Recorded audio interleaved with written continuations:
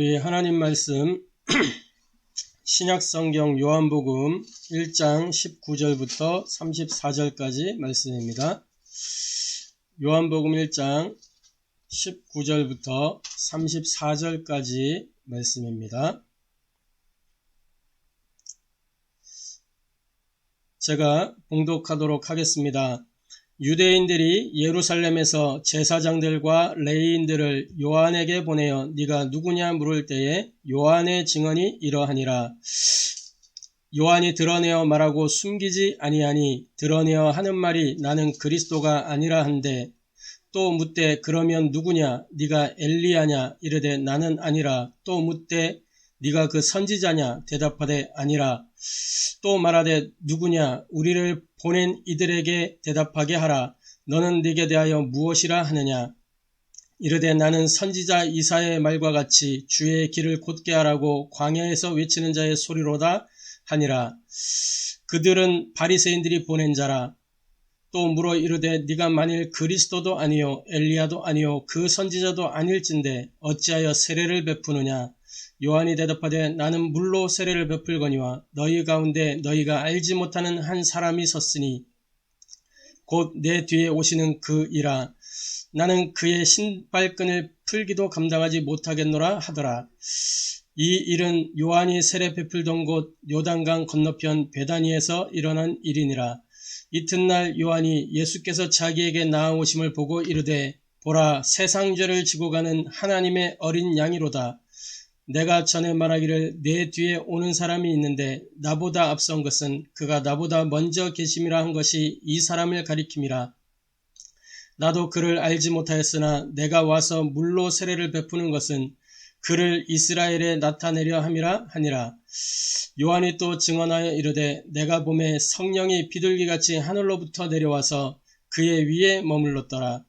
나도 그를 알지 못하였으나 나를 보내어 물로 세례를 베풀라 하신 그이가 나에게 말씀하시되 성령이 내려서 누구 위에든지 머무는 것을 보거든 그가 곧 성령으로 세례를 베푸는 이인 줄 알라 하셨기에 내가 보고 그가 하나님의 아들이심을 증언하였노라 하니라. 이는 살아계신 하나님의 말씀입니다. 아멘. 오늘 요한복음 1장 19절부터 34절까지의 이 본문의 말씀을 통해서 전도자의 바른 중심과 사역이라는 제목으로 함께 은혜 나누고 해답을 얻고 미션을 붙잡는 복된 시간 되기를 소원합니다. 우리 지난주의 말씀이 내 인생에 시작된 하나님의 기적이었습니다. 우리 인생에 시작된 하나님의 기적이 다른 것 아니고 구원이죠. 구원만큼 기적적인 일이 없어요. 그 구원을 이루기 위해서 지상의 유일한 사건이 있었어요. 그게 뭐냐면 하나님 아들의 성육신 사건입니다. 요한복음 1장 1절부터 14절의 기록은 이 성육신에 대해서 말씀하고 있어요. 이 성육신이 어떤 사건이냐?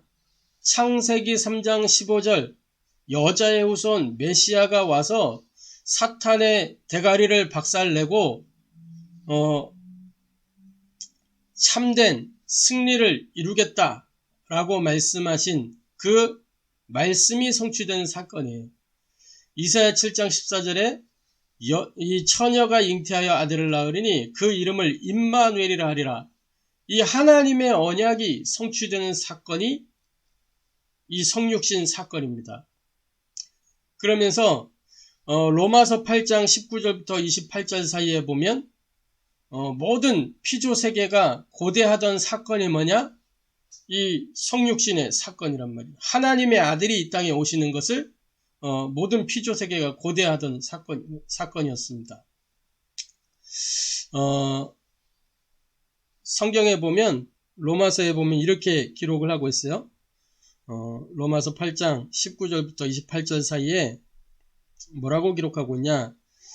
피조물이 고대하는 바는 하나님의 아들들이 나타나는 것이니 하나님의 아들들이 나타나는 것이니 무엇을 이야기하죠? 이 구원의 역사가 일어나기를 이 피조세계가 고대했단 말이에요. 피조물이 허무한데 굴복하는 것은 자기 뜻이 아니요 오직 굴복하게 하시는 이로 말미암음이라. 그 바라는 것은 피조물도 썩어짐의 종노릇한 데서 해방되어 하나님의 자녀들의 영광의 자유에 이르는 것이니라. 피조물이 다 이제까지 함께 탄식하며 함께 고통을 겪고 있는 것을 우리가 아느니라. 그뿐 아니라 또한 우리 곧 성령의 처음 익은 열매를 받은 우리까지도 속으로 탄식하여 양자될 것, 곧 우리 몸의 속량을 기다리느니라. 그러면서 24절에 우리가 소망으로 구원을 얻었음에 보이는 소망이 소망이 아니니 보는 것을 누가 바라리요. 만일 우리가 보지 못하는 것을 바라면 참음으로 기다릴지니라. 28절에는 우리가 알거니와 하나님을 사랑하는 자 곧 그의 뜻대로 부르심을 입은 자들에게는 모든 것이 합력하여 선을 이루느니라. 구원 이 사역을 이루기 위해서 모든 것이 합력하여 선을 이룬다. 구원의 길을 열어가기 위해서 모든 일들이 일어난다는 것입니다. 피조세계가 가장 고대하는 사건, 하나님의 아들들이 나타나는 것, 그 일이 있기 위해서는 그리스도가 이 땅에 오셔야 되는 거죠. 이 사건은 어떤 사건이냐? 모든 사탄 마귀 악령이 벌벌 떠는 사건이에요. 그리스도의 성육신. 왜냐? 창세기 3장 15절의 성취이기 때문에. 이 성육신 사건의 본질과 목적이 있습니다. 이 성육신 사건의 본질과 목적은 다른 게 아니에요. 하나님의 언약을 이루는 것이죠. 앞서 말씀드린 대로 창세기 3장 15절의 언약, 이사야 7장 14절의 언약, 그 외에도 메시아 언약을 성경은 구약에 쭉 말씀하고 있어요. 그 모든 언약을 성취하는 그것이 이 성육신 사건의 본질이에요. 요한복음 3장 16절에 기록된 대로 하나님이 세상을 이처럼 사랑하사 누구를 주셨어요?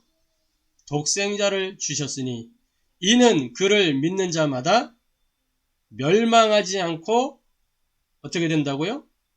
영생을 얻게 하려 함이니라. 로마서 5장 8절에 우리가 아직 죄인 되었을 때,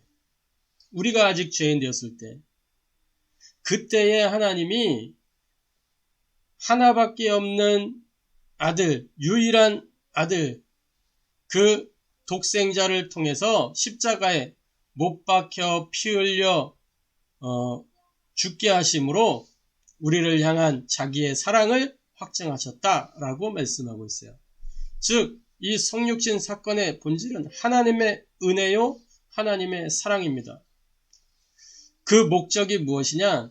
요한복음 19장 30절에 십자가에서 예수님이 하신 말씀이 있어요. 마지막에 뭐라고 말씀하셨어요? 다 이루었다. 모든 언약을 다 성취했다. 인생의 모든 문제를 해결했다. 모든 사건을 끝냈다. 그러니까 모든 것을 다 끝낸, 모든 사건을 다 끝낸 것이 본질이에요. 그게 목적이에요. 인생에 도무지 해결할 수 없는 죄와 저주의 문제, 사탄의 문제, 하나님과 단절된 이 근본 문제, 이것을 해결하시고 모든 하나님의 언약을 성취하시고 과거, 현재, 미래 다 끝내신 사건이란 말이죠. 이게 성육신 사건의 핵심입니다. 그 일이 이루어지기 위해서 성육신 하셔야 하는 거예요. 예수가 그리스도 되시기 위해서 가장 처음으로 시작되는 일이 성육신입니다. 하나님이 사람의 몸을 입고 이 땅에 오는 그 일이 있어야만 인생의 문제가 해결되어지는 것입니다. 이 성육신을 통해 일어난 내 인생 유일의 사건, 그게 구원입니다. 이 성육신 사건이 아니었으면 우리에게 구원이라는 것이 주어지지 않는 거죠. 이 성육신을 통해서 무엇이 이루어졌습니까? 하나님이 우리와 함께 하신다라고 하는 그 임마누엘이 예수님 계신 그 당대에 성취되어졌고, 예수님이 죽으셨다가 묻히셨다가 3일 만에 부활하셔서 이제는 승천하셔서 모든 믿는 자들 속에 임마누엘 하시는 것입니다. 어떻게 해요? 보좌의 배경을 가지고 성삼위 하나님이 나와 함께 창세기 1장 26절 27절에 뭐라고 기록하고 있죠?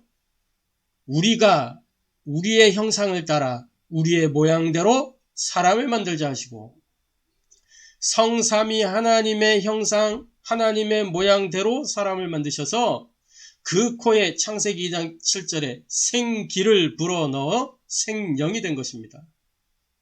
이 하나님과 함께하는 비밀, 이 축복이 회복된 거예요. 그러면서 시공간 초월의 능력을 우리에게 주신 것입니다.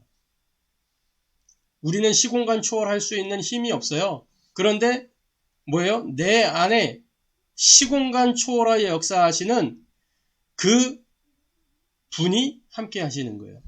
나는 시공간 초월할 이유도 없고 필요도 없어요. 근데 나와 함께 하시는 그분으로 말미암아 지금도 현장에 역사하는 흑암 세력을 꺾고 하나님 나라 이루기 위하여 이 시공간 초월의 능력으로 역사하시겠다 약속하셨어요.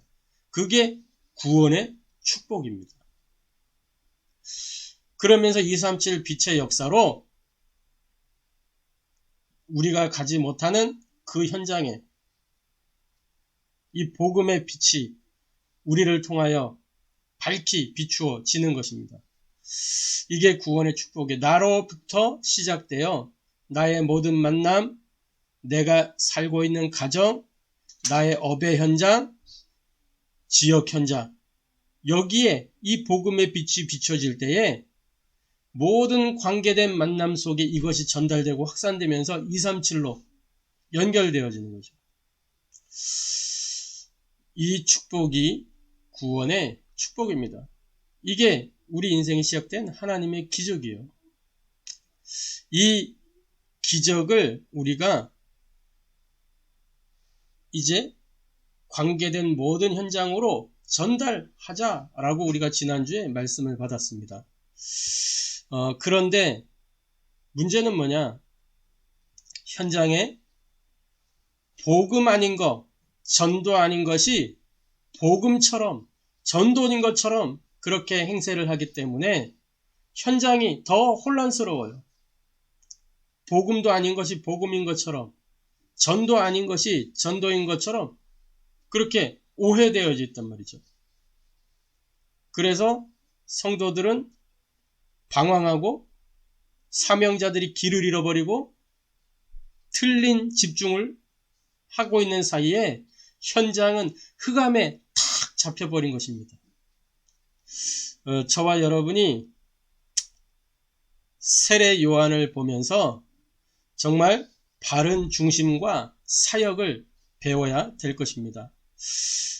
세례 요한을 통해서 우리가 무엇을 갖추어야 하고 준비해야 될 것인지 말씀을 통해 확인하고 내 것을 찾는 저와 여러분 되기를 소원합니다. 첫 번째로 복음 모르면, 정확한 복음 모르면 열심히 다른 것, 틀린 것, 망하는 것을 하게 됩니다. 열심히 진실되게 하면서 복음만 막았던 바리새인들을 보세요. 얼마나 열심히 합니까? 아주 성실하게, 진실하게 하는데 복음만 막아요. 복음만. 그게 바리새인들이었어요. 뭘 몰라서요? 복음을 정확하게 몰라서, 복음을 어설프게 알아서, 그러니까 다른 것, 비슷한 것, 틀린 것, 그러면서 망해가는 거예요. 오늘날 교회들도 마찬가지입니다. 다른 거, 틀린 거, 망할 수밖에 없는 거를 교회 안으로 끌고 들어와서 성도들을 혼란스럽게 만드는 거예요. 마태복음 16장 13절에서 15절 우리 주님이 제자들에게 물었습니다. 가이사라 빌립보 지방에서 물었어요. 사람들이 인자를 누구라고 하느냐? 그때에 제자들이 대답합니다. 어떤 이는 세례 요한이라고 합니다. 어떤 이는 예레미야라고 합니다. 엘리야라고 합니다. 선지자 중에 하나라고 합니다. 교회를 무너뜨리는 악행들이에요. 다른 거, 복음 아닌 다른 거. 세례 요한, 오늘 본문의 세례 요한은 이 본인에 대하여 뭐라고 말하고 있냐면 이 그리스도의 오실 길을 예비하는 자라 이렇게 말하고 있죠. 근데 그 당시에 이 유대인들이 이해한 세례 요한은 굉장한 이 사회운동가적인 그런 이미지였단 말이에요. 이 세례 요한이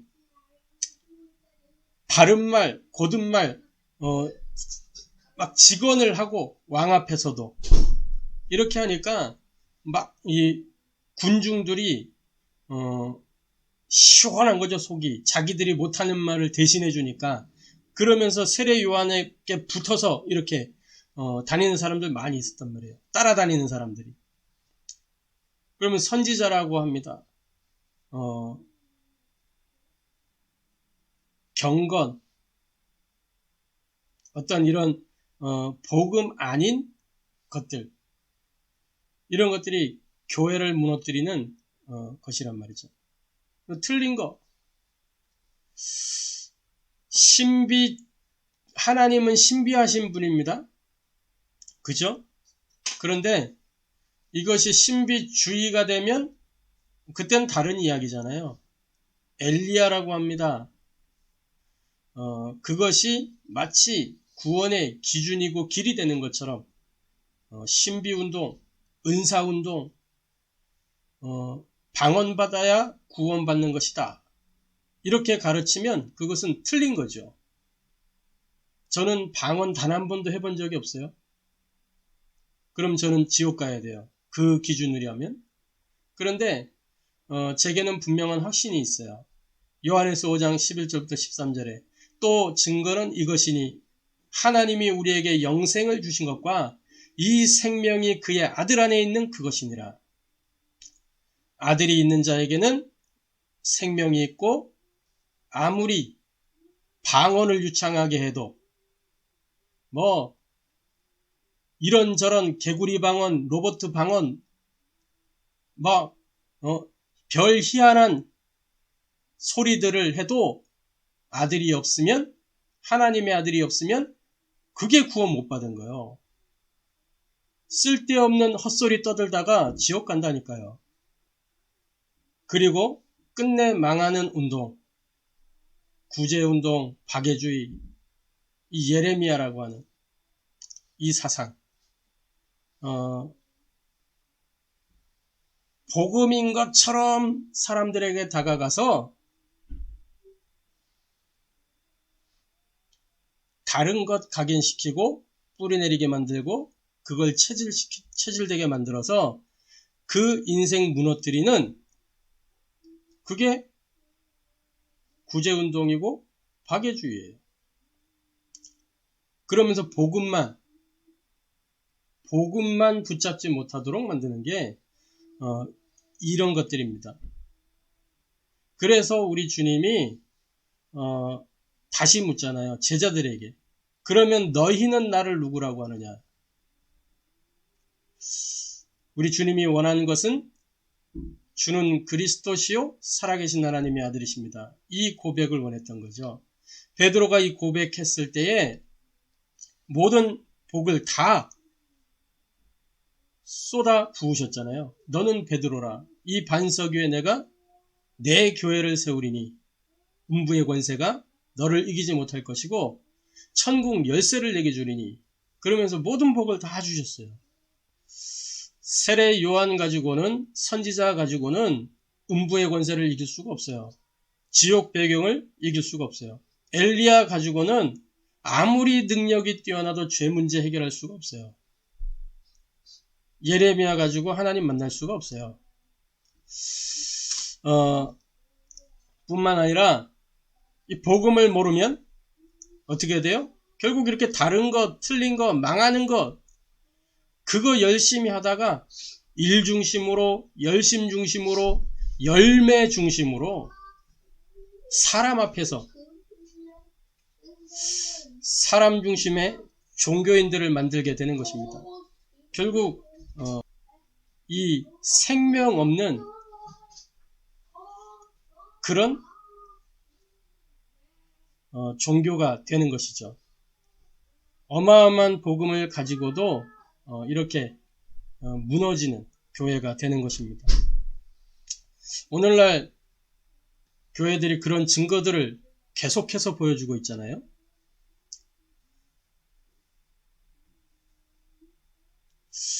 두 번째로, 그래서 저와 여러분이 세례 요한이 가진 그 중심과 사역을 보면서 나의 중심과 사역을 점검해야 되겠습니다.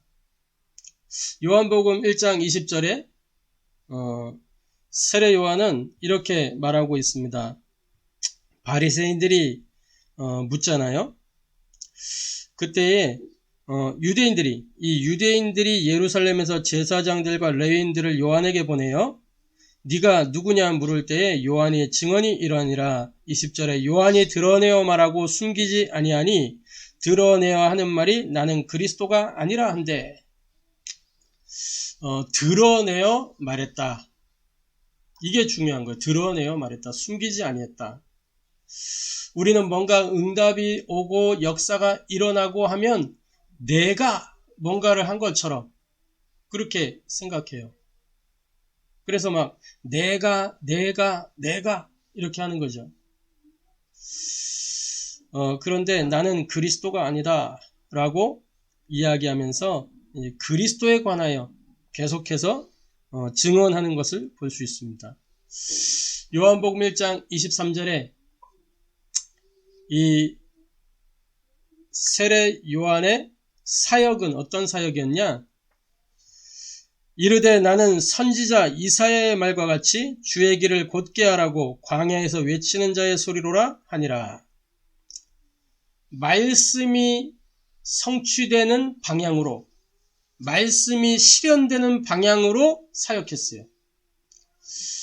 이사야 40장 3절에 있는 말씀, 외치는 자의 소리여 라고 하면서 말씀이 기록돼요. 이사야 40장 3절에 이렇게 말씀하고 있습니다.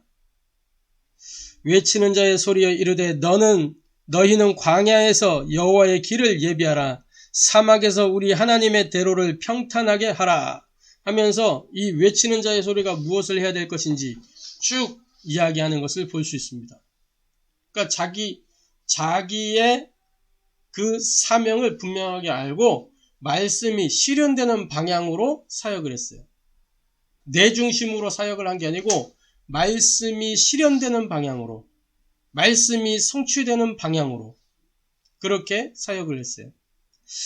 요한복음 1장 27절에 자기는 이 그리스도의 신발끈을 풀기도 감당하지 못하겠다라고 이야기합니다.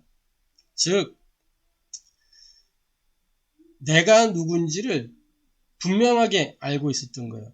이 세례 요한은. 이 내가 누군지를 모르면 자기 위치를 잃어버리고 자기 자리가 어딘지를 모르면 결국은 이단이 되고 사이비가 되고 교주가 되는 거예요. 세례 요한 교주되기 딱 좋은 조건이었거든요. 교파를 만들기 좋은 그런 조건이었단 말이에요. 그런데 딱 나는 이분의 신발끈 풀기도 감당하지 못하겠노라 하면서 말씀 따라 사명 따라 그렇게 인도받는 것을 볼 수 있습니다. 왜 그러냐? 사도행전 4장 19절부터 20절에 있는 그 말씀처럼 우리가 보고 들은 것을 말하지 아니할 수 없는 그 영적인 상태와 가슴이 있었기 때문에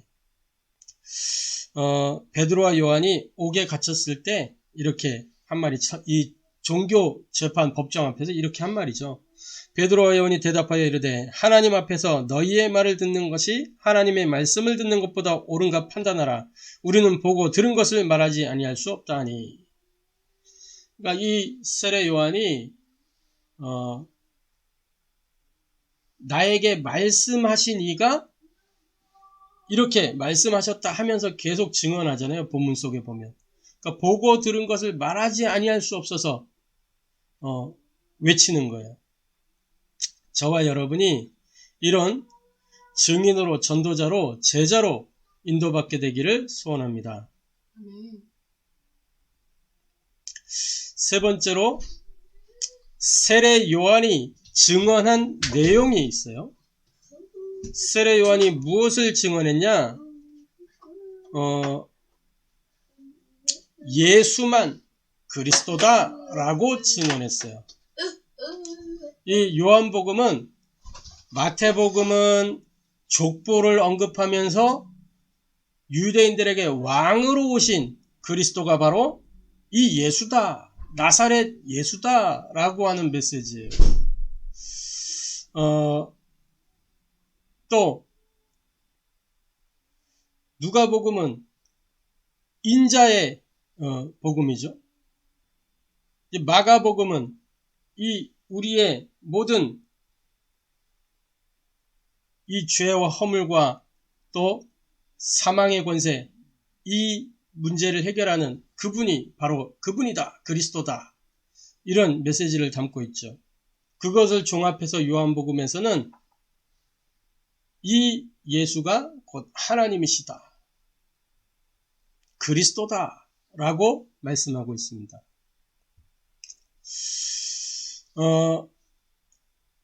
그런데 한국과 세계교회가 무엇을 잃어버렸냐? 복음의 메시지를 잃어버렸어요. 다른 것, 틀린 것, 망할 것 붙잡고 있다가 복음 놓쳐버린 거예요.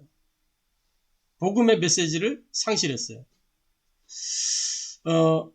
237 나라 살릴 수 있는 유일한 답이 이 예수만 그리스도라고 하는 복음의 메시지인데, 병든 현장을 치유할 수 있는 답이 그리스도 외에는 없는데, 또 현장의 렘넌트를, 현장의 엘리트를 세울 수 있는 답이 그리스도 말고는 없는데 이거를 놓쳐버렸어요. 그러니까 교회가 내용 잃어버렸죠. 그러니까 결국은 답이 없는 거예요. 무능해지는 거예요. 여기에는 이 근원적으로 마귀의 역할이 있겠죠. 그런 말이 있습니다. 사탄의 놀이터가 어디냐? 마귀의 놀이터가 어디냐? 이 신학자들의 책상이 마귀의 놀이터다, 이렇게 이야기해요. 그만큼 마귀가 복음이 드러나는 것, 마귀의 정체가 드러나는 것, 그거 굉장히 싫어한다는 거죠. 그래서 신학을 타락시키고 신학자를 타락시키고 신학교를 타락시켜서, 그러면 거기에서 교육받는 이 신학도들이 나중에 목회 현장으로 나가게 될 건데 부패한 목회자가 되는 거예요. 그러면 부패한 메시지가 나오게 되고 결국은 교회는 죽고 후대들이 죽게 돼 있는 거죠. 그게 한국교회, 세계교회의 현 주소입니다. 복음 증거 안 하기 때문에 교회는 힘을 잃어버리는 거예요. 복음이 증거되면 교회는 살게 돼 있는 거예요. 살 뿐만 아니라 모든 곳을 살리게 돼 있는 거예요. 저와 여러분은 오직 예수만 그리스도라고 증언하는 그러한 복음의 메시지를 가진 전도자의 여정을 누리게 되기를 소원합니다. 우리 하원교회가 오직 복음만, 증거하는 교회 되기를 소원합니다. 세례 요한은 오직 그리스도만 증언했어요. 요한복음 1장 29절에 뭐라고 기록하고 있습니까? 이렇게 기록하고 있죠. 이튿날 요한이 예수께서 자기에게 나아오심을 보고 이르되 보라, 세상 죄를 지고 가는 하나님의 어린 양이로다. 오늘 추수감사주일인데 추수 이전에 이게 먼저 되어져야 돼요. 세상 죄를 지고 가는 하나님의 어린 양. 이 인생의 죄와 저주의 문제가 해결되어야 구원의 역사가 일어나는 거예요.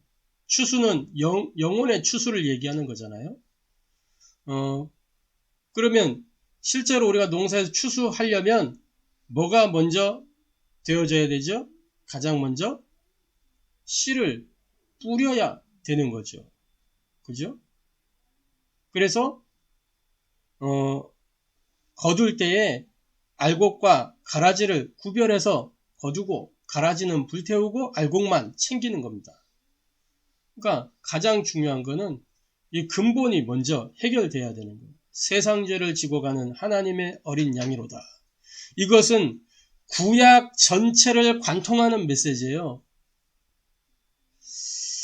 요한복음 1장 33절에 뭐라고 기록하고 있냐? 나도 그를 알지 못하였으나 나를 보내어 물로 세례를 베풀라 하신 그이가 나에게 말씀하시되 성령이 내려서 누구 위에든지 머무는 것을 보거든 그가 곧 성령으로 세례를 베푸는 이인 줄 알라 하셨기에 34절에 내가 보고 그가 하나님의 아들이심을 증언하였노라 하니라. 성령으로 세례를 베푸는 이다. 이 예수가 그리스도이신데 이분이 성령으로 세례를 베푸는 이시다. 나는 물 세례를 베푼다. 물 세례는 뭐예요? 성령 세례의 예표예요, 예표. 물 세례를 통해서 우리가 어떤 의미를 갖고 있죠? 죄의 사면, 죄가 씻겨 내려가는 것. 그래서 구원의 그 축복 속으로 들어가는 그것을 상징하는 거란 말이죠. 거듭남. 죄의 몸인 나는 죽고 이제 새로 태어나서 새로운 피조물로 그 비밀이 이 세례 속에 담겨 있는 겁니다.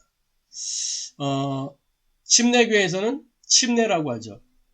그러니까 뭐 어떤 교리나 교파를 떠나서 세례든 침례든 중요한 본질은 뭐냐면 이 구원의 축복, 구원의 비밀, 그거라면 본질. 성령 세례, 무엇을 말씀하는 것이냐?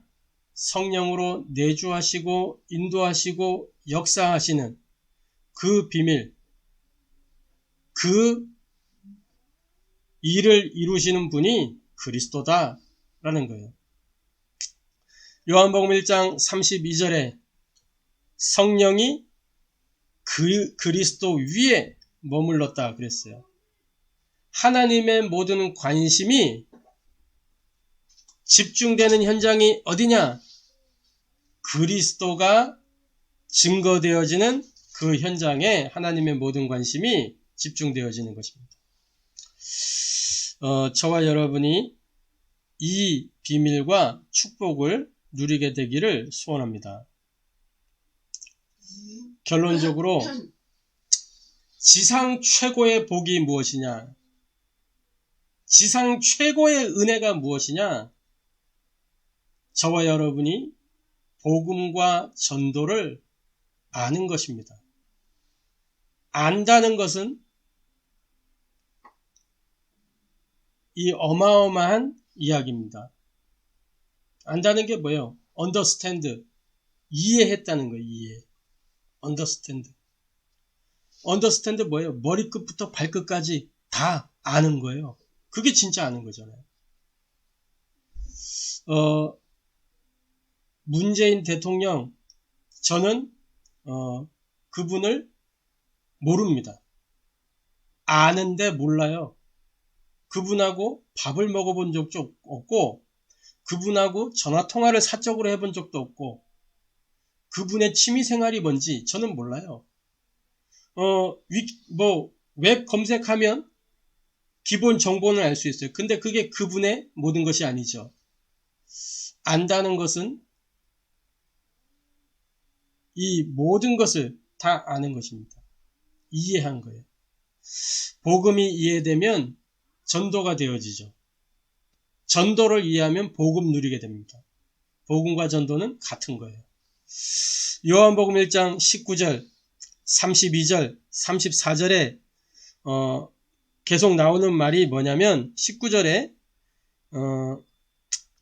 이렇게 기록해요. 유대인들이 예루살렘에서 제사장들과 레위인들을 요한에게 보내어 네가 누구냐 물을 때에 요한의 증언이 이러하니라. 증언했다라고 기록하고 있어요. 32절에 이렇게 기록합니다. 또 요한이 또 증언하여 이르되 내가 봄에 성령이 비둘기같이 하늘로부터 내려와서 그의 위에 머물렀더라. 증언하여. 34절에 내가 보고 그가 하나님의 아들이심을 증언하였노라. 이전 성경에는 증거했다라고 기록하고 있어요. 증언, 증거. 증언이라는 말은 뭐냐면 증거가 되는 말이에요. 증인의 말이에요. 증인의 말. 그게 증언이에요. 우리는 예수가 그리스도이심을 설명하고 변호하는 변호사가 아니라 예수가 그리스도이심을 확인하고 체험하고 누려서 그것이 답이 된 증인이 되어야 하는 것입니다. 저와 여러분이 이 증인의 축복 누리게 되기를 소원합니다. 증인이 곧 전도자예요. 증인이 곧 제자예요. 변호사가 돼가지고는 전도자가 될 수 없어요. 변호사가 돼가지고는 제자의 일을 할 수가 없어요.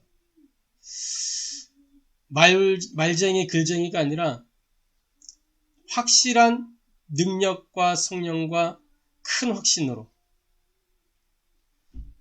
이 확인하고 체험하고 누린 그 답을 가진 증인. 그래서 고린도서 4장 5절에 오직 그리스도의 주됨을 증거하는 저와 여러분 되기를 소원합니다. 고린도서 4장 5절에 이렇게 기록합니다. 우리는 우리를 전파하는 것이 아니라 오직 그리스도 예수의 주 되신 것과 또 예수를 위하여 우리가 너희의 종된 것을 전파함이라. 그리스도의 주됨을 증거하는. 그래서 빌립보서 1장 20절에 살든지 죽든지 그리스도만 존귀하게 하는 저와 여러분 되기를 소원합니다. 인간 최고의 목적이 무엇이냐? 이사야 43장 7절에 하나님을 찬송하는, 21절에 그분에게 영광 돌리는, 그게 인간 최고의 목적이요. 그게 인간 최고의 행복이요. 고린도서 10장 31절에 먹든지 마시든지 무엇을 하든지 뭐라고요? 하나님의 영광을 위하여 하라.